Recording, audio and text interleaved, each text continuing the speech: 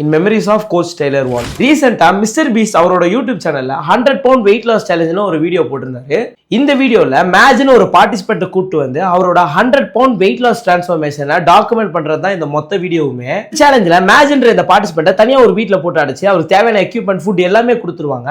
அப்பதான் coach Taylor வால் உள்ள வராரு. இவரு ஸ்டார்டிங் டேஸ்ல ஒரு நார்மலான ட்ரெயினர் மாதிரி இருக்காரு. ஆனா மேட்ச் இவரை தனியா பார்த்து இவரை ரொம்ப மோட்டிவேட் பண்ணி டெய்லி இவரை நல்லாவே ட்ரெயின் பண்ணிட்டு இருக்காரு. பர்சனலி டேஸ் ஆக கோச் வாலும் மேட்சும் நல்ல ஃப்ரெண்ட்ஸ் ஆயிடுறாங்க. இந்த வீடியோ பார்க்கவே ரொம்ப நல்லா இருந்தது. அவர் ஃபேட் லாஸ் பண்றதும் அவரை ட்ரெயின் பண்றதும் டெய்லி மோட்டிவேட் பண்றதும் ரொம்ப சூப்பராகவே இருந்தது. நல்லா போயிட்டு இந்த வீடியோ திடீர்னு ரொம்ப சோகமாயிடுச்சு. டே 85ல மேட்ச் கிட்ட போயிட்டு இந்த மாதிரி கோச் டெய்லர் வால் இருந்து இறந்துட்டாரு அப்படின்னு சொல்லிட்டு சொல்லும் போது அவர் ரொம்ப உடஞ்சு போயிட்டாரு.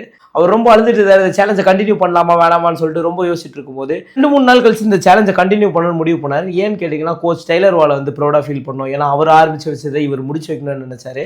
ஒரு நாளுமே மேட்ச் வந்து வாலை நினைச்சு டெய்லி ஒர்க் அவுட் பண்ண ஆரம்பிக்கிறாரு. இப்படியே பார்த்தீங்கன்னா 100 பவுண்ட்ஸ் வெயிட் லாஸும் பண்ணி முடிக்கிறாரு. எனக்கு இந்த வீடியோ முன்னாடி வரைக்குமே எனக்கு டெய்லர் வாலை தெரியாது. ஆனால் இந்த வீடியோவில் ஒரு பெரிய இம்பாக்டாக கிரியேட் பண்ணியிருக்காரு. ட்ரெயினர் நார்மலா ஒரு ஒர்க் அவுட் கொடுக்குறவரோ இல்ல நார்மலா ஒரு டயட் பிளான் கொடுக்குறவரோ மட்டும் இல்லாம ஒரு ஃப்ரெண்டாவும் ஒரு மோட்டிவேட்டரா இருந்து நம்ம லைஃபையும் சேஞ்ச் பண்ண முடியும்னு சொல்லிட்டு கோச் டெய்லர் வால் வந்து ப்ரூவ் பண்ணியிருக்காரு.